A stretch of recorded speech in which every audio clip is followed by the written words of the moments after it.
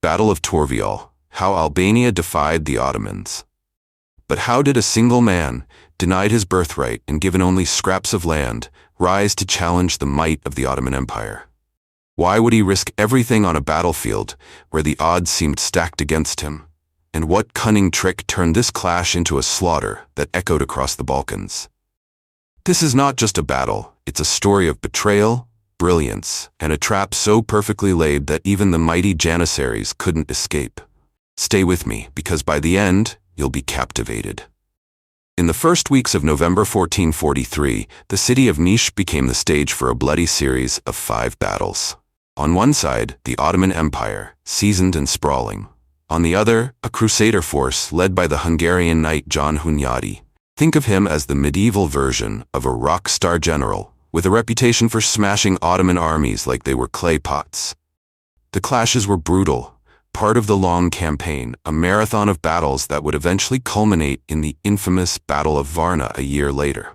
Among the Ottoman ranks was a man whose destiny was about to take a sharp turn, Geri Castrioti, better known to his comrades as Skanderbeg. Geri Castrioti wasn't just another soldier. He was a loyal vassal of the Ottomans, a convert to Islam, and a commander of 5,000 cavalrymen. Sultan Murad II himself had rewarded him with governorship of Castrioti, honorific titles, and the kind of prestige that made him a trusted blade in the Ottoman arsenal. But loyalty is a tricky thing. After the Ottoman defeat at Niš, Geri and 300 Albanians vanished into the night. No farewell notes, no thanks for the memories. Just gone. He rode toward his ancestral homeland, sensing that destiny was calling louder than any sultan's command. Little did he know this desertion would transform him into Skanderbeg, a legend feared by Ottomans and adored by Albanians. Skanderbeg's father, John Castrioti, ruled a modest Albanian principality. But don't let modest fool you. John was a master of survival. He lived in a world where the Byzantine Empire was shrinking to a shadow around Constantinople. Venice was meddling like a nosy neighbor, and the Ottomans were expanding like a juggernaut. To keep his lands, John played the ultimate balancing act. He switched religions like a man changing hats, Catholicism, Orthodoxy, Islam, back to Catholicism. Each conversion a political maneuver to keep his family's grip on power. He fought alongside Sultan Bayezid I at the Battle of Ankara, 1402, against Tamerlane, only to return home after Bayezid was captured, expanding his lands while the Ottomans were busy tearing themselves apart in civil war. By the time Mehmed I restored order, John had built a respectable domain.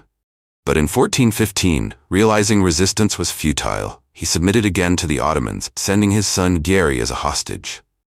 Young Geri was educated in the Ottoman Endurun Palace School, where nobles and Janissaries learned the art of war. He converted to Islam, mastered military tactics, and earned the nickname Skanderbeg, Lord Alexander. The West would later call him Skanderbeg, a nod to Alexander the Great. He returned briefly to Albania in 1420, but by 1423 Murad II launched another campaign, and once again Gyan sent his son as a hostage. From then on, Skanderbeg fought loyally for the Ottomans, conquering Christian states and earning a reputation as a reliable commander. In 1428, war broke out between Venice and the Ottomans. Albanian lords, including Gyan, rebelled, hoping to regain independence. Skanderbeg, however, stayed loyal to the Sultan. By 1430, Venice was defeated and Albania was left exposed. Murad II crushed the uprisings, reorganizing Albanian lands into 335 timars, fiefs granted to Ottoman allies and Sepahis. Half went to Turkish lords, stripping Albanian nobles of power. John Castrioti was reduced to ruling backwater villages. Taxes rose and the dreaded Dev Shurma policy abducted Christian children for Janissary service. Unsurprisingly, Albanians revolted again. Skanderbeg, however, remained loyal, at least outwardly. His father died broken, stripped of lands, and here the first cracks in Skanderbeg's loyalty appeared. Skanderbeg had expected to inherit his ancestral lands for his faithful service. Instead, he was sidelined. The betrayal stung. And when the Ottomans faltered at Niš in 1443, he seized the moment. Deserting with 300 Albanians, he rode home, not as a vassal, but as a man destined to become the Dragon of Albania. From humble beginnings, through hostage years, shifting loyalties, and battlefield brilliance, Skanderbeg was now on the path to legend. Soon, he would rally his people at Torvioll, striking fear into the heart of the empire he once served. Now pause for a sec. Welcome to the wild frontier of creativity. We don't follow trends. We are a community. Go to the comment section. Drop a comment on your favorite scene of this story. Also smash that subscribe button and ring the bell to never miss a masterpiece. After years of loyal service, Skanderbeg finally got his audience with Sultan Murad II. He expected to be showered with lands, titles, and maybe a palace with a view. Instead, just one Tamar. 1. Imagine working overtime for years, never missing a shift, and your boss hands you a single coupon for free bread. Skanderbeg was livid. He kept pestering Murad for more, but the Sultan brushed him off like a fly at dinner. By 1440, Skanderbeg was governor of the Sanjak of Dibra, a respectable post, but far below what he thought his spotless military record deserved. He felt cheated, denied his ancestral birthright, and began quietly plotting rebellion. Meanwhile, Pope Eugene IV was alarmed at Ottoman advances in the Balkans. He called for a new Holy League, and in October 1443, the Crusade of Varna stormed into motion. The Christian army, led by the Hungarian knight John Hunyadi, smashed through Ottoman defenses, capturing Niš before reinforcements could arrive. The Ottomans scrambled. Murad mustered whatever forces he could, including Skanderbeg and his cavalry. Reinforcements trickled in piecemeal, and Hunyadi defeated 3 Ottoman armies in quick succession. Amidst the chaos, Skanderbeg saw his chance. With 300 Albanian horsemen, Skanderbeg deserted the Ottoman camp. But he didn't leave quietly. He forced a terrified scribe to forge a letter in the Sultan's name. The letter ordered the governor of Cluj to hand the city over to Skanderbeg. The poor governor, thinking he was obeying Murad, surrendered without a fight.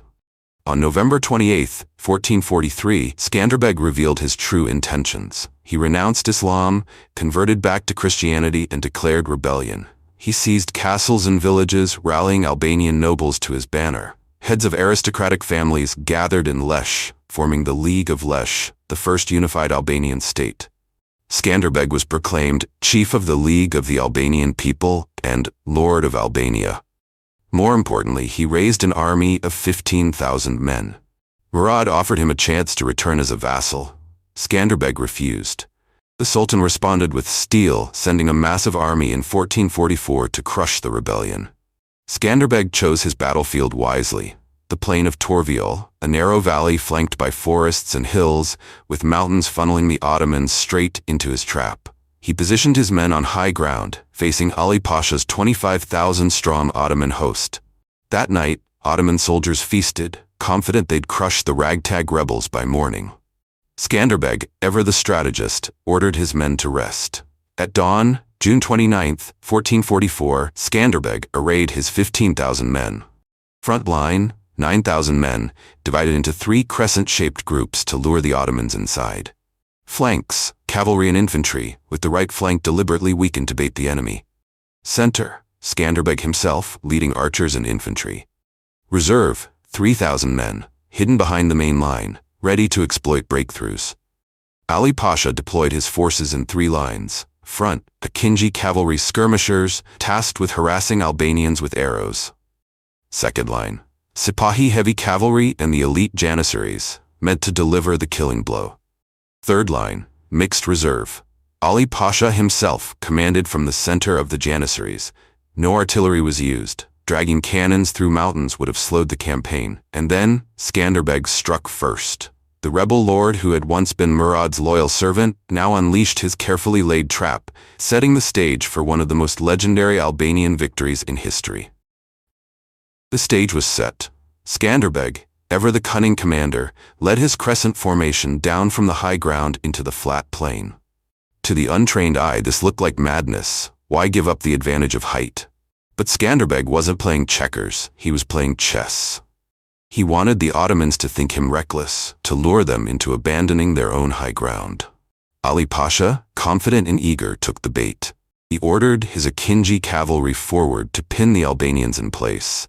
The horsemen advanced steadily, but before they could reach the Albanian archers, a storm of arrows rained down. Skanderbeg's cavalry surged forward to cover the retreat of his archers, and soon the Akinji found themselves ineffective, running out of arrows and retreating in haste. Now, everyone knew the Ottomans loved a good feigned retreat. Skanderbeg, wise to their tricks, barked at his men to hold position. No chasing, no falling into traps. The Albanians stayed put, and Ali Pasha was forced to bring forward his second line, the Janissaries and Sipahi shock cavalry. Dust rose like a curtain across the plain as the Ottoman elite advanced, but their charge struck unevenly, hammering Skanderbeg's deliberately weakened right flank before the center and left could engage. The Albanian right buckled under the pressure, and for a moment the battle teetered on the edge of disaster. Unknown to most, Skanderbeg had hidden 3,000 cavalry in the forest the night before. His officers begged him to unleash them, but Skanderbeg refused. He knew that if he revealed his hand too early, Ali Pasha would counter with his reserves. The right flank had to hold, no matter the cost. Ali Pasha, sensing victory, committed his third line of reserves to crush the Albanian right. That was the moment Skanderbeg had been waiting for. Horns blared and his concealed cavalry thundered out of the forest, smashing into the Ottoman left. The Ottoman camp erupted in chaos. Ali Pasha scrambled, sending Janissaries from the center to stabilize the collapsing flank. They fought valiantly, inflicting heavy casualties, but their diversion weakened the center. Skanderbeg seized the moment, countercharging and punching through the Ottoman line. With the center collapsing, Skanderbeg hurled his last reserves into the breach. The Albanian wings closed in like jaws, surrounding the Ottomans on three sides. Even the elite Janissaries, famed for their discipline, could not stem the tide. The Ottoman army disintegrated into slaughter. By day's end, the Ottoman army lay shattered. Between 10,000 and 22,000 men were dead, with another 2,000 captured. Albanian losses, though heavy, were far lighter, between 700 and 4,000. Ali Pasha barely escaped with fragments of his Janissary corps. Skanderbeg's men looted the Ottoman camp, then marched back to Cluj to regroup. He knew this was only the beginning. The Ottomans would return, stronger and angrier. But the legend of Skanderbeg, the Dragon of Albania, was now forged in blood and fire. If you've enjoyed this epic tale of strategy, betrayal, and triumph, don't forget to follow us, subscribe, and click the notification bell so you never miss another thrilling dive into history's most intriguing battles. More legends await.